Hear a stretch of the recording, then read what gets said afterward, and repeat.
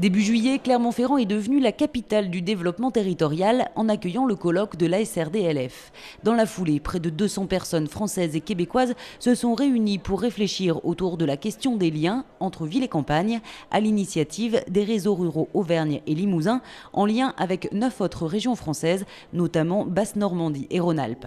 Une journée portée par l'État, les régions, l'enseignement et la recherche qui a eu lieu au pôle tertiaire de l'Université d'Auvergne. La question du pouvoir d'achat, qui pose en retour la question des circuits courts et d'approvisionnement de proximité. La question du coût du pétrole, qui renvoie à celle de la localisation des ménages, de l'étalement urbain, de la pression foncière, du coût du foncier. Donc vous voyez, il y a des questions extrêmement importantes qui renvoient aux relations entre ville et campagne. Des problématiques qui nécessitent aussi un traitement coordonné entre les acteurs concernés pour faire face aux enjeux des territoires. Les enjeux du développement durable du territoire français, ce sont des enjeux de bonne répartition des populations sur le territoire national. Ce sont des enjeux de préservation d'espaces qui sont indispensables par rapport, notamment dans le cadre de la lutte contre le réchauffement climatique. Pour avancer sur une réflexion collective, une table ronde qui confronte les diagnostics des experts. Une étude menée depuis 1945 dresse un constat sans appel. L'augmentation de la population a doublé en 50 ans à la périphérie des villes. On voit dans cet étalement urbain sûrement des choix au niveau des ménages qui sont dépendants à la fois du coût du logement, du coût du transport, du fait qu'aujourd'hui les deux actifs travaillent et de préférences personnelles. Puisque normalement, plus on s'éloigne des villes-centres, plus on va pouvoir accéder à un habitat individuel.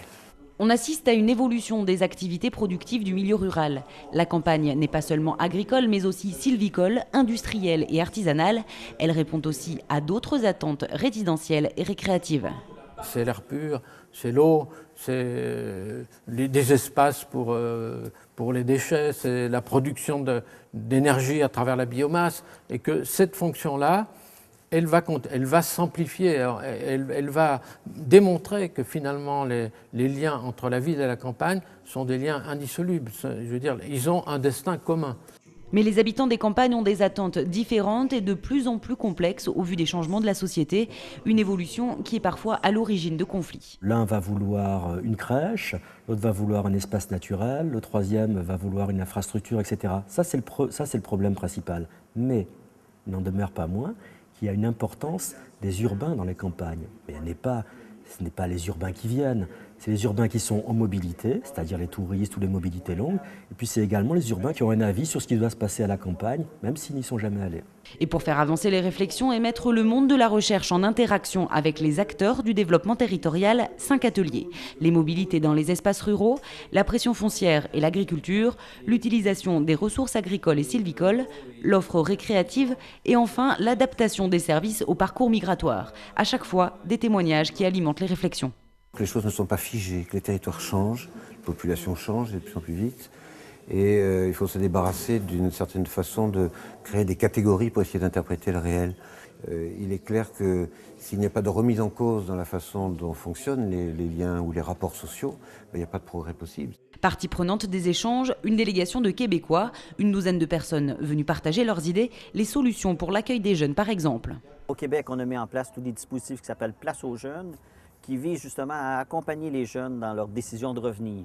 Donc, on les prend au moment qu'ils sont en ville, on les fait revenir pendant 3 week-ends dans la région pour leur faire redécouvrir la région, voir les possibilités d'emploi, voir comment est-ce qu'ils peuvent s'insérer dans le milieu.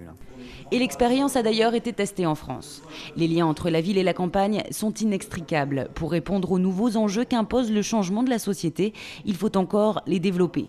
La coopération, le maître mot du développement des territoires ruraux. Coopération à tous les niveaux. Coopération au sein de nos territoires nationaux, entre les différentes strates, au sein même de communes, au sein même de communautés de communes.